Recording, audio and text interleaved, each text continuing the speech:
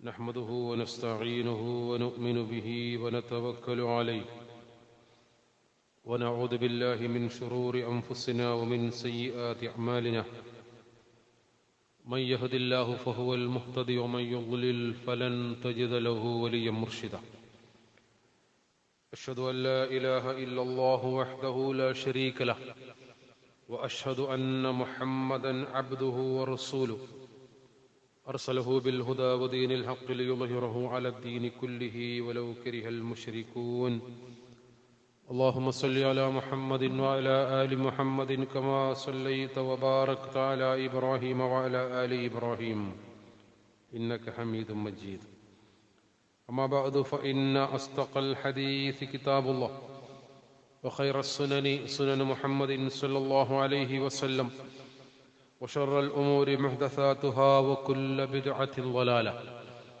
يا أيها الذين آمنوا اتقوا الله حق تقاته ولا تموتن إلا وأنتم مسلمون സത്യവിശ്വാസികളെ വിശ്വാസിനികളെ സൃഷ്ടാവും പരിപാലകനുമായ റഹ്മാനും റഹീമുമായ അള്ളാഹുവിൻ്റെ നിർദ്ദേശങ്ങൾ സൂക്ഷിക്കണമെന്ന് ഓർമ്മപ്പെടുത്തുകയാണ്, ഉണർത്തുകയാണ്. അള്ളാഹുവിൻ്റെ ദീൻ അനുസരിച്ച് ജീവിക്കുവാനും ഈമാനോടുകൂടി മരണത്തെ സ്വീകരിക്കുവാനും അവൻ നമ്മെ അനുഗ്രഹിക്കുമാറാകട്ടെ. മുമ്പിലെ സഫുകളിലേക്ക് കയറിയിരിക്കണം. നമ്മുടെ പള്ളിയിലിരിക്കുന്നതിൻ്റെ ഒരു മര്യാദയാണ്, പ്രതിഫലാർഹമായ കാര്യമാണ്. നമ്മുടെ സൗകര്യങ്ങളെക്കാൾ ഉപരി പ്രവാചകന്റെ നിർദ്ദേശങ്ങളാണ് നമ്മൾ ഈ വിഷയത്തിൽ പരിഗണിക്കേണ്ടത്. അള്ളാഹു അനുഗ്രഹിക്കുമാറാകട്ടെ. സഹോദരങ്ങളെ, വിശുദ്ധ റമദാനു ശേഷം തക്ബീറിൻ്റെ മഹത്വവും ആശയവും ഉദ്ഘോഷിച്ചുകൊണ്ട് നമ്മൾ ചെറിയ പെരുന്നാൾ ആഘോഷിക്കുകയുണ്ടായി. കഴിഞ്ഞ ഒരു മാസക്കാലം ജീവിതത്തിലെ എല്ലാ അർത്ഥത്തിലും അല്ലാഹുവാണ് വലിയവൻ എന്ന് വാക്കുകൊണ്ടല്ല, ജീവിതം കൊണ്ട് നമ്മൾ തെളിയിക്കുകയായിരുന്നു.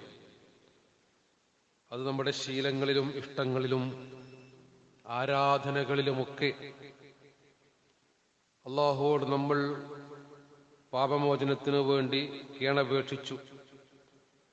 നമ്മുടെ സമ്പത്തിൽ നിന്ന് കഴിവിന്റെ പരമാവധി വിനിയോഗിച്ചു. അവന്റെ കാരുണ്യത്തിനു വേണ്ടി നമ്മൾ അവങ്കലേക്ക് കൈകൾ ഉയർത്തി.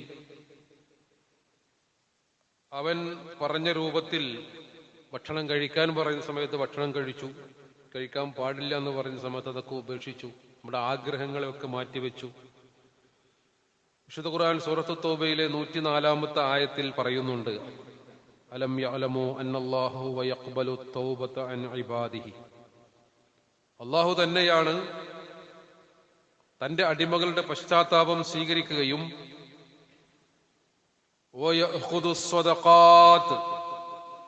ദാനധർമ്മങ്ങൾ ഏറ്റുവാങ്ങുകയും ചെയ്യുന്നത്.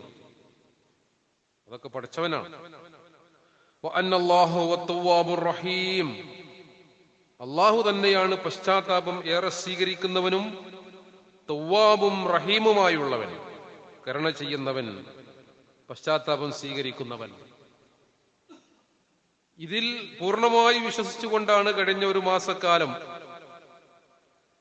അല്ലാഹു തന്നെയാണ് എന്റെ എല്ലാ രീതിയിലുമുള്ള അവലംബമെന്നും അവനിലുള്ള പ്രതീക്ഷയാണ് എന്റെ ജീവിതത്തെ കൃത്യമായി മുന്നോട്ട് നയിക്കുന്നത് എന്നുമുള്ള ബോധ്യം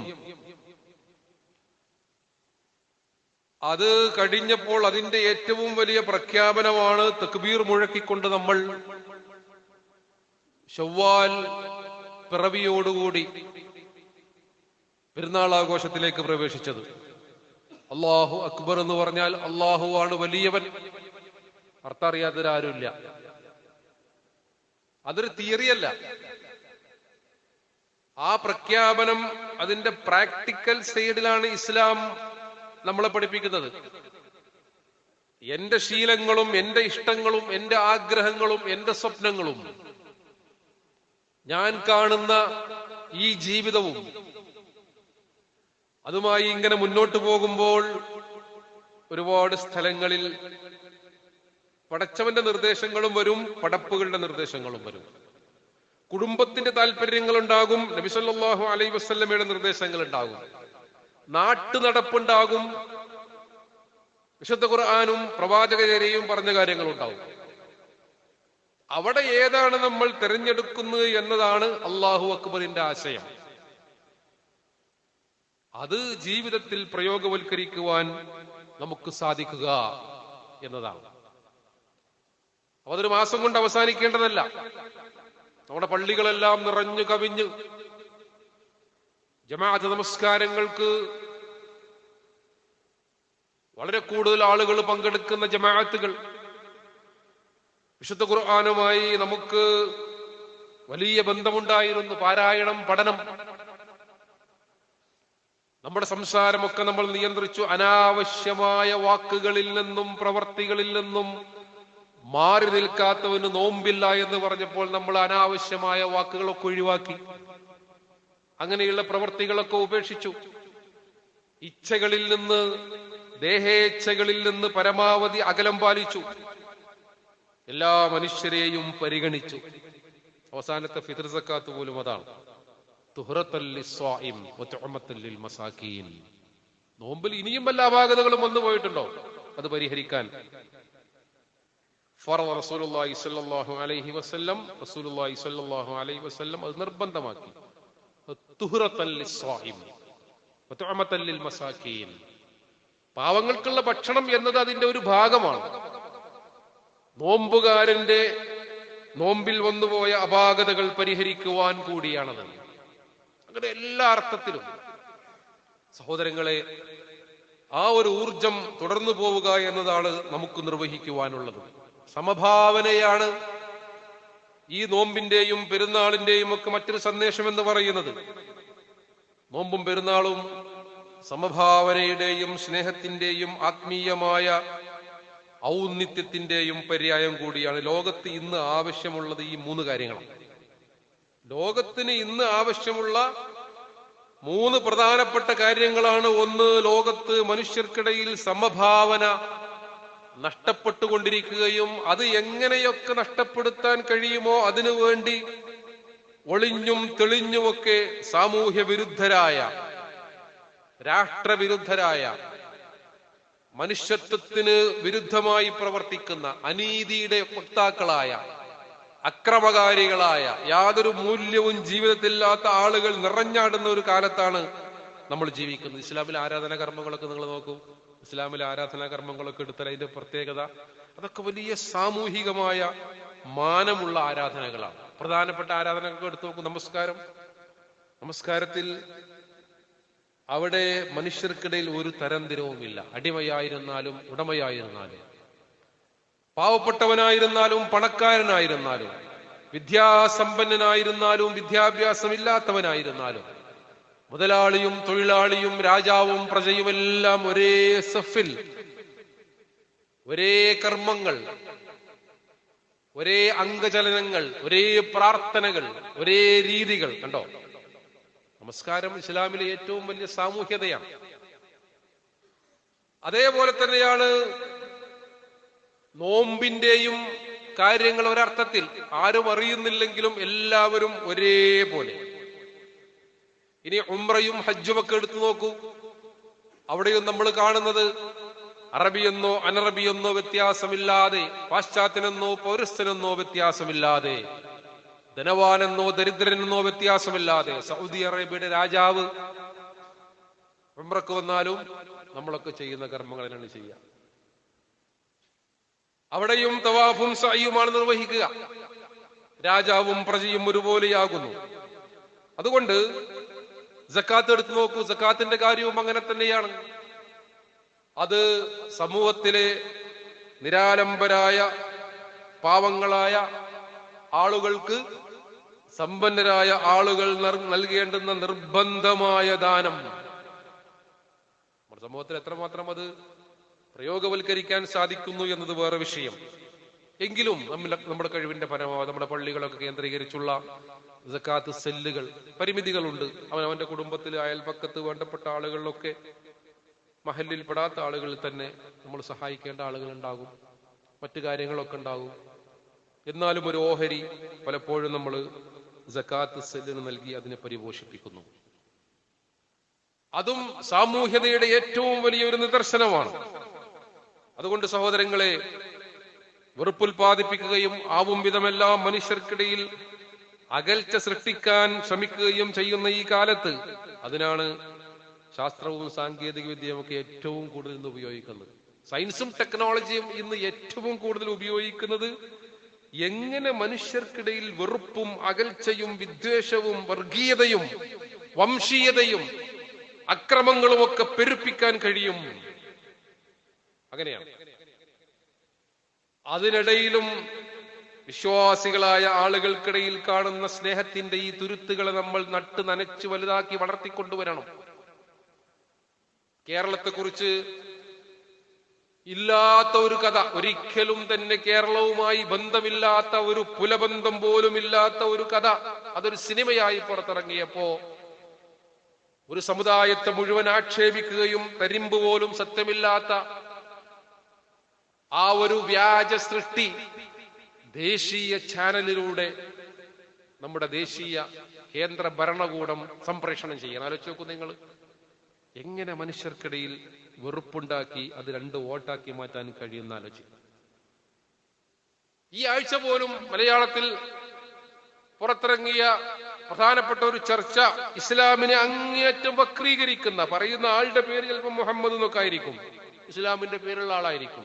പക്ഷേ ഇസ്ലാമുമായി, ഇസ്ലാമിന്റെ അടിസ്ഥാന സിദ്ധാന്തങ്ങളുമായി പുലബന്ധം പോലുമില്ലാത്ത ആളുകൾ ഇസ്ലാമിനെ മറ്റുള്ളവർക്കിടയിൽ തെറ്റിദ്ധരിപ്പിക്കുന്നതിന് വേണ്ടി അങ്ങനെ ഒരുപാട് ചാനലുകൾ പ്രവർത്തിച്ചു കൊണ്ടിരിക്കുകയാണ്. ഇസ്ലാം എന്ന് പറഞ്ഞാൽ അത് പുരോഗതിക്കെതിരാണ്. അത് ഈ കാലത്ത് എല്ലാ പുരോഗതിക്കും തടസ്സം നിൽക്കുന്ന ഒന്നാണ്. പിന്തിരിപ്പനാണ്. അത് സ്ത്രീകൾക്ക് സ്വാതന്ത്ര്യം നൽകാത്ത മതമാണ്. അവരുടെ വേദഗ്രന്ഥമൊന്നും കാലാനുസൃതമായി പരിഷ്കരിക്കപ്പെടുന്നില്ല എന്നൊക്കെ മൊത്തത്തിൽ ഇങ്ങനെ പറയുമ്പോൾ ഇസ്ലാമിനെ കുറിച്ച് അറിയാത്ത ഒരാളാ അങ്ങനെയാണ് 1400 കൊല്ലം മുമ്പ് പറഞ്ഞ കാര്യം തന്നെ എപ്പോഴും പറഞ്ഞത്. ഇന്നത്തെ ഈ സമൂഹത്തിന്റെ അവസ്ഥ 1400 കൊല്ലം മുമ്പ് പറഞ്ഞ കാര്യം എപ്പോഴും ഇംപ്ലിമെന്റ് ചെയ്യാം, പ്രായോഗികമാണോ? കേൾക്കുന്ന ഒരാൾക്ക് അങ്ങനെ തോന്നും. അങ്ങനെ തെറ്റിദ്ധരിപ്പിച്ച് മനുഷ്യർക്കിടയിൽ ഇസ്ലാമിനെ എങ്ങനെ വക്രീകരിക്കുവാൻ സാധിക്കും എന്നാലോചിച്ചു. മുസ്ലിം സൊസൈറ്റിക്ക് അങ്ങനെ യൂട്യൂബ് ചാനൽ തുടങ്ങാനോ ഇരുന്ന് ചർച്ച ചെയ്യാനോ അറിയാത്തോണ്ടല്ലോ. പക്ഷെ മുസ്ലിങ്ങൾക്ക് പച്ചയായി കള്ളം പറയാൻ കഴിയില്ല, അതാണ് അവരുടെ മതം. മുസ്ലിങ്ങൾക്ക് മറ്റു മതങ്ങളെ അവമതിച്ചുകൊണ്ട് വ്യാജങ്ങൾ പ്രചരിപ്പിക്കാൻ കഴിയില്ല. അതേപോലെ തന്നെ മറ്റുള്ളവരെ നിശ്രംസിക്കുകയും അപകീർത്തിപ്പെടുത്തുകയും ചെയ്യുന്ന കാര്യങ്ങൾ അതൊക്കെ അള്ളാഹുവിന്റെ മുമ്പിൽ കൃത്യമായി കണക്ക് ബോധിപ്പിക്കേണ്ടി വരുമെന്ന ചിന്തയുള്ളത് കൊണ്ടാണ്. അല്ലാതെ ഒന്നും തുടങ്ങാൻ അറിയാത്തതുകൊണ്ടോ പറയാൻ അറിയാത്തതുകൊണ്ടോ പറയാൻ കഴിവുള്ള ആളുകൾ ഇല്ലാത്തതുകൊണ്ടോ പ്രഭാഷകന്മാരും എഴുത്തുകാരും ഇല്ലാത്തത് കൊണ്ടോ സാഹിതീയമായി സംസാരിക്കാൻ കഴിയാത്ത ആളുകൾ ഇല്ലാത്തത് കൊണ്ടോ വ്യാജ കണക്കുകൾ അവതരിപ്പിക്കാൻ അറിയാത്തത് കൊണ്ടോ ഒന്നുമല്ലല്ലോ. നീതിയും ധർമ്മവും ഒന്നുമില്ലാത്ത ആളുകൾക്ക് ഇതൊക്കെ സാധിക്കും. വിശുദ്ധ ഖുർആൻ അതിന്റെ പ്രമേയം എന്ന് പറഞ്ഞ മനുഷ്യനാണ്. ആ മനുഷ്യനെ പരിഗണിക്കുന്ന മതമാണ് ഇസ്ലാം. റസൂലുള്ളാഹി സ്വല്ലല്ലാഹു അലൈഹി വസല്ലമയുടെ അടുത്ത് പകൽ സമയത്ത് ഭാര്യാഭർത്തൃബന്ധത്തിൽ ഏർപ്പെട്ട ഒരു മനുഷ്യൻ മലയിറങ്ങി വന്ന് മദീനയുടെ ഗ്രാമപ്രദേശത്ത് നിന്ന് വന്നിട്ട് ചോദിക്കാൻ, റസൂലേ എന്താണ് പ്രായശ്ചിത്തം? അത് ഒരു അടിമയെ മോചിപ്പിക്കണം, അതാണ് പ്രായശ്ചിത്തം. പകൽ സമയങ്ങളിൽ അങ്ങനെ ബന്ധമുണ്ടായാൽ അടിമയെ മോചിപ്പിക്കണം. പ്രവാചകരെ, ഇയാള് ദരിദ്രനായൊരു മനുഷ്യൻ, അയാൾക്ക് എന്താ അടിമ? കഴിയില്ല പ്രവാചകൻ. എങ്കിൽ 60 ദിവസം തുടർച്ചയായി നോമ്പ് വിൽക്കണം. അതാണ് അതിനുള്ള പ്രായശ്ചിത്തം. രണ്ടാമത്തത് 60 ദിവസം നോമ്പ് നോൽക്കുവാൻ പ്രായമായ ഗ്രാമീണനായ അറബിക്ക് സാധിക്കുകയില്ല. എങ്കിൽ 60 അഗതികൾക്ക് ഭക്ഷണം കൊടുക്കണം. മദീനയുടെ ഗ്രാമപ്രദേശത്ത് താമസിക്കുന്ന ദരിദ്രരിൽ ദരിദ്രനായ ആ മനുഷ്യന് 60 അഗതികൾക്ക് എങ്ങനെ ഭക്ഷണം കൊടുക്കാനാ? കഴിയില്ല നബി എന്ന് പറഞ്ഞു. അപ്പോഴാണ് പ്രവാചകന്റെ സദസ്സിൽ ഒരു കൊട്ട ഈത്തപ്പഴവുമായിട്ട് ഹദിയയായിട്ട് ഒരാൾ വരുന്നത്. റസൂലുള്ളാഹി സ്വല്ലല്ലാഹു അലൈഹി വസല്ലം അദ്ദേഹത്തിന് ആ ഈത്തപ്പഴത്തിന്റെ കൊട്ട കൊടുത്തിട്ട് പറഞ്ഞു, നിങ്ങൾ ഇതുമായിട്ട് പോയിട്ട് നിങ്ങളുടെ അയൽപക്കത്തുള്ള 60 അഗതികൾക്ക് ഇത് വീതിച്ചു നൽകുക എന്ന് പറഞ്ഞു. അപ്പൊ നബി സല്ലല്ലാഹു അലൈഹി വസല്ലമയുടെ മനുഷ്യൻ പറഞ്ഞു, പ്രവാചകരെ, എന്റെ ഗ്രാമത്തിൽ എന്നേക്കാൾ ദരിദ്രനായ വേറൊരാളില്ല. ആ സംഭവം വിശദീകരിക്കുന്നിടത്ത് റസൂലുള്ളാഹി സ്വല്ലല്ലാഹു അലൈഹി വസല്ലം അത് കേട്ടപ്പോൾ ചിരിച്ചിട്ട് അണപ്പല്ല് കണ്ടു എന്നാ. അണപ്പല്ല് കണ്ടു എന്ന് പറഞ്ഞാൽ പ്രവാചകൻ നന്നായി ചിരിച്ചു എന്നാണ്. ചരിത്രത്തിൽ അധികമൊന്നും പ്രവാചകൻ അങ്ങനെ ചിരിച്ചതായി കാണാൻ കഴിയില്ല. പ്രവാചകൻ പുഞ്ചിരിച്ചു എന്ന് കാണും, പൊട്ടിച്ചിരിക്കാറില്ല. ലൗ അലിംതും മാ അലിംതു ലളഹിക്തും ഖലീലൻ വലബഖൈതും കസീറാ. ഞാൻ അറിഞ്ഞിരുന്ന കാര്യങ്ങളൊക്കെ നിങ്ങൾ അറിഞ്ഞിരുന്നുവെങ്കിൽ നിങ്ങൾ വളരെ കുറച്ചു മാത്രം ചിരിക്കുകയും കൂടുതൽ കരയുകയും ചെയ്യുമായിരുന്നു എന്നാണ് നബി സല്ലല്ലാഹു അലൈഹി വസല്ലം പറഞ്ഞത്. കാരണം റസൂലുള്ള സ്വർഗ്ഗ നരകങ്ങൾ കണ്ടു. മിഅ്റാജിന്റെ രാവിൽ അതെല്ലാം ബോധ്യപ്പെട്ടു. പ്രവാചകന് വഹ്യ് മുഖേന നമ്മളറിയാത്ത പല കാര്യങ്ങളും അറിയാൻ സാധിച്ചു. എങ്കിൽ നീ ഭക്ഷണം കൊണ്ടുപോയിട്ട് നിന്റെ വീട്ടുകാർക്ക് കൊടുക്കുക എന്നാണ് നബി സല്ലല്ലാഹു അലൈഹി വസല്ലം പറഞ്ഞത്. ആലോചിച്ച് നോക്കൂ നിങ്ങൾ, ഇസ്ലാമിലെ മനുഷ്യത്വം, സാമൂഹ്യത. ആ ചരിത്രം എങ്ങനെ എഴുതിയപ്പോ ഒരാൾ അതിന്റെ അവസാനം എഴുതിയെന്നാ അറിയോ? ഇങ്ങനെ ഒരു തെറ്റ് സംഭവിച്ചു പോയതിന്റെ പേരിൽ ഒരുപക്ഷെ പ്രവാചകന്റെ അടുത്തുനിന്ന് ചാട്ടവാറടിയേറ്റ് ഇസ്ലാമിന്റെ ശിക്ഷ ഏറ്റുവാങ്ങി തന്റെ ഭർത്താവിനെ തഴുകിത്തലോടാൻ വേണ്ടി കാത്തിരിക്കുന്ന ആ ഭാര്യയുണ്ടല്ലോ, സങ്കടത്തോടുകൂടി ആ ഭാര്യയുടെ മുമ്പിലേക്ക്, ആ കുഞ്ഞുങ്ങളുടെ മുമ്പിലേക്ക് ഒരു കൊട്ട നിറയെ ഈത്തപ്പഴവുമായി വരുന്ന ആ സഹോദരനുണ്ടല്ലോ, അതാണ് ഇസ്ലാം. അതാണ് ഇസ്ലാം എന്ന് പറഞ്ഞാൽ. ഇസ്ലാമിനെ അക്കരം എഴുന്നിട്ട് ഇങ്ങനെ വിമർശിക്കുന്ന ആളുകൾ ഇസ്ലാമിന്റെ അകത്തേക്ക് ഇറങ്ങി ഇസ്ലാമിനെ പഠിക്കാൻ തയ്യാറാകുന്നവർക്ക് അത് മാറ്റം ഉണ്ടാകുന്നുള്ളതാണ്. ഇസ്ലാമിനെ വായിക്കേണ്ടതുപോലെ വായിക്കുന്ന ആളുകൾക്ക്, മനസ്സിലാക്കുന്ന ആളുകൾക്ക് ഇസ്ലാമിനെ കൃത്യമായി മനസ്സിലാകുമെന്നതിന്റെ ഏറ്റവും പുതിയ ഉദാഹരണങ്ങൾ നമ്മൾ അടുത്ത സമീപകാലത്തൊക്കെ ഒരുപാട് വായിച്ചു. ഞാൻ ആ വിഷയത്തിലേക്ക് കടക്കുന്നില്ല. അതുകൊണ്ട് അങ്ങനെ ഒരു മനുഷ്യപ്പറ്റുള്ള, സാമൂഹികതയുള്ള, ജനങ്ങൾക്കിടയിൽ ജീവിക്കുന്ന ഇസ്ലാമായി എല്ലാ മനുഷ്യരുടെയും പ്രശ്നം നമ്മുടെ പ്രശ്നമായി മാറണം. അങ്ങനെ ഒരു സമൂഹം ഇവിടെ ഉണ്ട്. ആ സമൂഹത്തെയാണ് നമ്മൾ വളർത്തിക്കൊണ്ടുവരേണ്ടത്. ഇപ്പൊ നിങ്ങൾ നോക്കൂ, ഇപ്പോൾ കേരളത്തിൽ ഒരു വലിയ സംഭവം നടക്കുന്നുണ്ടല്ലോ. കോഴിക്കോട് ഫറൂഖ് ജില്ലയിലെ അബ്ദുറഹീം എന്ന് പറയുന്ന കോഴിക്കോട് ജില്ലയിലെ ഫറൂഖ് സ്വദേശിയായ അബ്ദുറഹീം എന്ന് പറയുന്ന സഹോദരനെ സൗദിയിൽ വധശിക്ഷക്ക് വിധിച്ച് അദ്ദേഹത്തിന്റെ മോചനദ്രവ്യമായി ഏതാണ്ട് ഇന്ത്യയുടെ 34 കോടി രൂപ വേണം. അതിന്റെ ന്യായങ്ങളൊക്കെ വേറെ, ഓരോ രാജ്യത്തെയും ശിക്ഷാ രീതികളും നിയമങ്ങളും അതിനെ നമ്മൾ പോസ്റ്റ്മോർട്ടം ചെയ്തതിൽ അർത്ഥമില്ല. അതിൽ പലതും നമുക്ക് ന്യായങ്ങളും വാദങ്ങളൊക്കെ വേറെ പറയാനുണ്ടാകും. അതല്ല വിഷയം. ആ വിഷയത്തോട് നമ്മുടെ കേരളം എങ്ങനെ സമീപിച്ചു എന്നത് എല്ലാ വെറുപ്പുൽപാദിപ്പിക്കുകയും എല്ലാ കേരള സ്റ്റോറികൾക്കും എതിരായ ഏറ്റവും നല്ല പ്രതികരണം കൂടിയാണ്. അതിന്റെ ഓൺലൈൻ ഗ്രാഫ് ഇങ്ങനെ കാണിക്കുന്നുണ്ട്, പണം ഇങ്ങനെ വരുന്നത് അതിന്റെ ആപ്പില്. ഞാൻ മനസ്സിലാക്കിയത് 30 ലക്ഷത്തോളം ആയിരുന്നു. ഇപ്പോ 30 കോടികളായിരുന്നു. ഇപ്പൊ രാവിലെ നോക്കിയപ്പോ 27 കോടി ആയിട്ടുണ്ട്. അത് ഏറ്റെടുക്കും. മഞ്ചേരിയിൽ കഴിഞ്ഞ ഒരു ഈദ്ഗാഹ് നടന്നത് അവിടുത്തെ ക്രൈസ്തവ ദേവാലയത്തിന്റെ ഗ്രൗണ്ടിലാണ്. ഈ വെറുപ്പിൽ ചില ആളുകളൊക്കെ ഇങ്ങനെ ചാനലിലൊക്കെ വന്നിരുന്ന ആകെ ഒരു എല്ല് മാത്രമുള്ള ഒരാളുണ്ട് കേരളത്തിൽ. കണ്ടാൽ ഇങ്ങനെ ഒരു അസ്ഥി മാത്രമേ ഉള്ളൂ. പക്ഷെ ആ അസ്ഥിയിൽ മുഴുവൻ വെറുപ്പ് ഇങ്ങനെ തുപ്പുകയാണ്. വേണ്ടി വന്നാൽ ഇവിടെ രക്തപ്പുഴ ഒഴുക്കുന്ന അദ്ദേഹത്തിന്റെ കഴിഞ്ഞ ഇന്റർവ്യൂ. പോളറൈസേഷനാണ് ഞങ്ങളുടെ അജണ്ട എന്ന് പരസ്യമായി പറയുക. അതൊരു മുസ്ലിം പറഞ്ഞു നോക്കട്ടെ. പോളറൈസേഷൻ എന്ന് പറയുന്നത് എന്താ? സമുദായങ്ങൾക്കിടയിൽ അകൽച്ചയുണ്ടാക്കുക എന്നതാണ് ഞങ്ങളുടെ അജണ്ട എന്നൊരാൾ പരസ്യമായിട്ട് ചാനലിന്റെ മുന്നിൽ അതിന്റെ പറയണം. വേണ്ടി വന്നാൽ രക്തപ്പുഴ ഒഴുക്കണമെങ്കിൽ അങ്ങനെ ഒഴുകി തന്നെ തീരണമെന്ന് പറയണം. ഇത്രമേൽ ഇന്നത്തെ കാലത്ത് നമ്മൾ ഏറ്റവും ജാഗ്രതയോടുകൂടി, അതിലൊക്കെ മതത്തിന് വലിയ റോളുണ്ട്. അതൊക്കെ നടന്നോട്ടെ, അതൊക്കെ എന്താ വെച്ചാൽ പറഞ്ഞോട്ടെ, അങ്ങനെയുള്ളതല്ല. ഈ സമൂഹത്തെ അസ്ഥിരപ്പെടുത്തുന്ന എല്ലാ വർഗീയ വംശീയ ശക്തികൾക്കെതിരെയും നിലയുറപ്പിക്കുക എന്നതും അതിനോട് മാന്യമായി പ്രതികരിക്കുക എന്നതും അതിന് പ്രതിരോധം തീർക്കുക എന്നതും ഒക്കെ ഒരു വിശ്വാസത്തിന്റെ ബാധ്യത തന്നെയാണ്. കാരണം റസൂലുള്ളാഹി പറഞ്ഞു, ലൈസ മിന്നാ മൻ ദആ ഇലാ അസബിയ്യ, വർഗീയതയിലേക്ക് ക്ഷണിക്കുന്നവൻ നമ്മിൽപ്പെട്ടവനല്ല.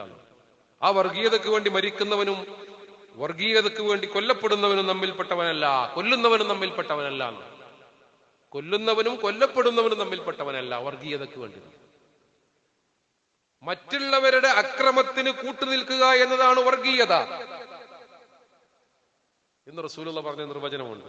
അൻ തുഈന ഖൗമക അല ളുൽമ്, ളുൽമ് ചെയ്തിട്ടും നിന്റെ ആളാണ് എന്നതിന്റെ പേരിൽ അതിനോട് ചേർന്ന് നിൽക്കുക, അതിനെ ന്യായീകരിക്കുക, അവനെ സംരക്ഷിക്കുക, അതാണ് വർഗീയത എന്ന് ഹബീബായ സല്ലല്ലാഹു അലൈഹി വസല്ലം പറഞ്ഞു. സഹോദരങ്ങളെ, അങ്ങനെ ലോകത്ത് നടന്നുകൊണ്ടിരിക്കുന്ന ഇത് പറയുമ്പോൾ നമുക്ക് ഫലസ്തീനിലെ ജനതയെ ഈ പെരുന്നാൾ കഴിഞ്ഞിരിക്കുന്ന ഈ സമയത്ത് നമുക്ക് വിസ്മരിക്കാൻ കഴിയില്ല. നമ്മളെല്ലാവരും അവർക്ക് വേണ്ടി പ്രത്യേകമായി പ്രാർത്ഥിക്കേണ്ടതുണ്ട്. ബുധനാഴ്ച ഗാസ മുനമ്പിൽ ഇസ്രായേൽ നടത്തിയ വ്യോമാക്രമണത്തിൽ ഹമാസിന്റെ ഉന്നത രാഷ്ട്രീയ നേതാവ് ഇസ്മായിൽ ഹനിയയുടെ 3 ആൺമക്കളും 3 പേരക്കുട്ടികളും കൊല്ലപ്പെട്ടിരിക്കുകയാണ്. അതൊരു അപ്രതീക്ഷിതമായി ഇങ്ങനെ ഒരു മിസൈൽ വന്ന് വീണതല്ല. അവർ സഞ്ചരിക്കുന്ന വാഹനം കറക്റ്റായി നോക്കി അവരാണ് എന്ന് ഉറപ്പുവരുത്തി അവരെ വധിക്കുവാനുള്ള പ്രത്യേകമായ ആയുധം അയച്ച് അവരെ കൊലപ്പെടുത്തിയതാണ് എന്ന് ഇസ്രായേൽ തന്നെ അവകാശപ്പെടുകയാണ്. നോക്കൂ നിങ്ങൾ, യുദ്ധക്കുറ്റമാണത്, വാർ ക്രൈം. ഐക്യരാഷ്ട്ര സംഘടനയുടെ കണക്ക് പ്രകാരം, അതേപോലെ തന്നെ ഇന്റർനാഷണൽ കോർട്ട് ഓഫ് ജസ്റ്റിസിന്റെ കണക്ക് പ്രകാരം യുദ്ധക്കുറ്റമാണത്. എന്ത്? കുഞ്ഞുങ്ങളെ കൊലപ്പെടുത്തുക എന്നത്, നിരപരാധികളായ കുഞ്ഞുങ്ങളെ കൊലപ്പെടുത്തുക എന്നത്.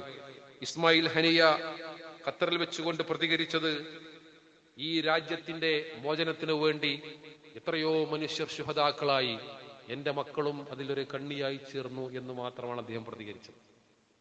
ഹമാസിന്റെ നേതാക്കന്മാര് ഖത്തറിൽ പോയി സുഖവാസം അനുഷ്ഠിക്കുന്നൊക്കെ ആൾക്കാർ പറയാനുണ്ട്. ഹമാസിന്റെ നേതാക്കന്മാരെ, പുതുതായി വരുന്ന നേതാക്കന്മാരെ നിരന്തരമായി ഇസ്രായേൽ കൊലപ്പെടുത്തിയപ്പോ സുരക്ഷയ്ക്ക് വേണ്ടി അവരെടുത്ത ഒരു പുതിയ സ്ട്രാറ്റജിയാണ്.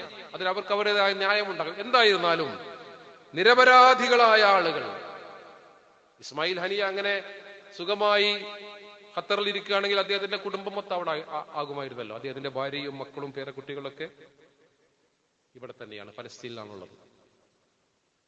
അപ്പൊ അതുകൊണ്ട് സഹോദരങ്ങളെ, ലോകത്ത് ഇങ്ങനെ ഇതൊക്കെ നടന്നുകൊണ്ടിരിക്കുകയാണ്. എന്തൊക്കെ അജണ്ടകൾ! സുൽത്താൻ ബത്തേരിയുടെ പേര് മാറ്റിയിട്ട് ഗണപതി വട്ടം നാക്കുന്നതാണ് ഇപ്പൊ കേരളത്തിലെ ഏറ്റവും പുതിയ ചർച്ച. വേറൊരു അജണ്ടയില്ല. അതാണ് ഇപ്പൊ കേരളത്തിലെ ഏറ്റവും. കഴിഞ്ഞ ദിവസം ഒരാൾ പറഞ്ഞു, നമുക്ക് അറബിക്കടലിന്റെ പേര് മാറ്റിയിട്ട് സംസ്കൃത കടലിൽ നാക്കാറുണ്ട്. അതൊക്കെ അതിനുള്ള മറുപടിയാണ്. എന്തെല്ലാം കാര്യങ്ങൾ പറയാനുണ്ട് ഇവിടുത്തെ ഭരണകർത്താക്കൾക്ക്, ഇവിടുത്തെ നേതാക്കന്മാർക്ക്. എവിടെയാണോ വർഗീയതയുടെയും വംശീയതയുടെയും ഒരു തുരുത്ത് എന്ന് നോക്കി നടക്കുകയാണ്. അല്ലാഹു സുബ്ഹാനഹു വ തആല എല്ലാവിധ പരീക്ഷണങ്ങളിൽ നിന്നും, പ്രയാസങ്ങളിൽ നിന്നും, അനീതികളിൽ നിന്നും, അക്രമത്തിൽ നിന്നും, വർഗീയമായ പ്രചാരണങ്ങളിൽ നിന്നും നമ്മെ എല്ലാവരെയും കാത്തുരക്ഷിക്കുകയും മനുഷ്യത്വത്തിനു വേണ്ടി നിലകൊള്ളുവാൻ നമുക്കെല്ലാവർക്കും അവൻ തൗഫീഖ് നൽകി അനുഗ്രഹിക്കുകയും ചെയ്യുമാറാകട്ടെ.